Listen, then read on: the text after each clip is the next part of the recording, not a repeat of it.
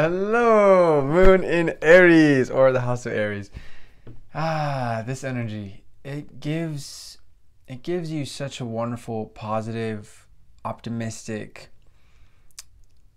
spirit that is unconquerable, a strong warrior spirit, a spirit of let's get stuff started now, let's move forward now, you have such a gift of being able to have such a direct connection between your feelings and your actions, where it's just you have adrenaline pumping through you and it's time to get stuff started. It's like now is the best time. I can't wait. And I feel like this is such an endearing quality. It brings people to you. It galvanizes people. It inspires them and encourages them. It reassures them with you leading the way.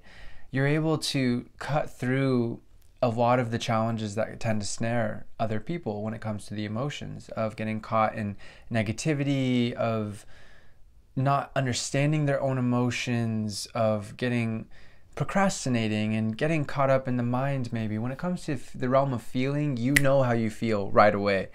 You have a strong sense of self through your gut reactions, through your emotions.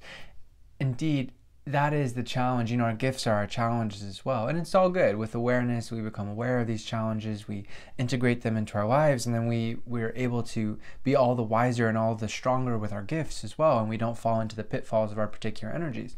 So those emotions, that connection you have, that strong sense of self, it potentially can lead to focusing only on your own emotions. If you're caught up in fear, or if you're just on a roll with stuff and you're just wanting to play the game of life to the maximum, which is a beautiful thing, but when you start only focusing on what you need, how you feel, etc., that can be a major challenge for this energy, and it can lead to burning a lot of other people's emotions, which ultimately is going to lead to limited opportunities for yourself or something like that. So it's really important to take the time to learn about what other people are feeling and to respect what other people are feeling, even if it's in a way that's completely foreign to you and it's like, I don't get that, but that seems to be what you're going through. I accept that. I respect that.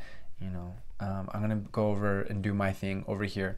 Instead of trying to, even with the best of intentions, instead of trying to like push people who really don't want to be pushed or don't need to be pushed, or maybe it's just not the right time. Maybe they need to see you shining your glorious example of utilizing emotions and cutting through negativity and pushing forward to then learn how to do that for themselves, especially maybe over a couple years or so, right?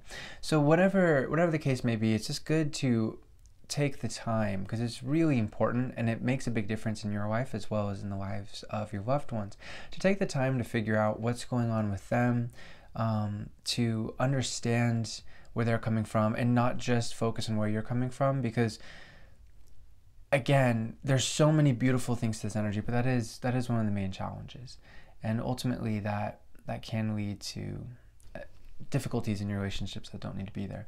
So again, it's really important to challenge yourself. That's a key part of what this life is all about. You have a warrior spirit. You are meant to keep moving forward, to be excited.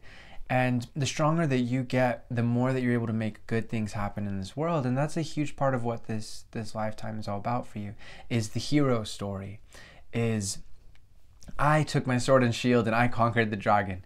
And that dragon might be other people's negativity, might be other people's unhealthy emotions. Something that's really beautiful is, yes, the challenge for Moon and Aries is to make sure they're not being too self-centered or too selfish. But ultimately, Moon and Aries individuals have such a solid sense of honor and integrity that it's highly unlikely for a Moon and Aries person to be a liar or to do things that are deceptive and dishonorable. And that is what you're meant to do in this world, is to help make the world a more honorable, honest place.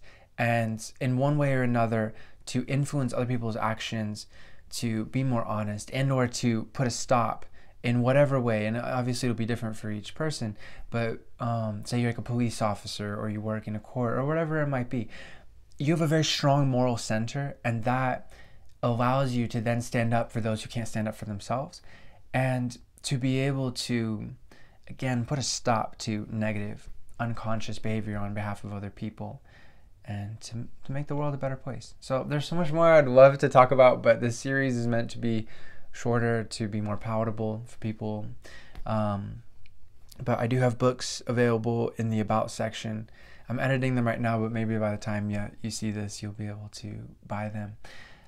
And one of those books is about Moon and Aries and all the other moon placements, the rising, the sun, as well as several books after that are on the way over the next couple of years. So, and then we cover Mercury, Venus, Mars, Jupiter, Saturn, Uranus, Neptune, midheaven. So there's all sorts of good stuff to explore and to learn more about yourself. Of course, you have a very strong natural sense of self, but all the more information and knowledge that we can gain is always of benefit to us and to those around us.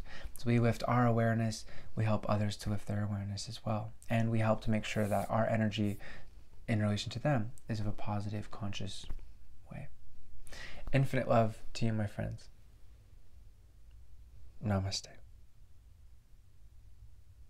As always, I'm doing readings, info in the description again to contact me. Peace.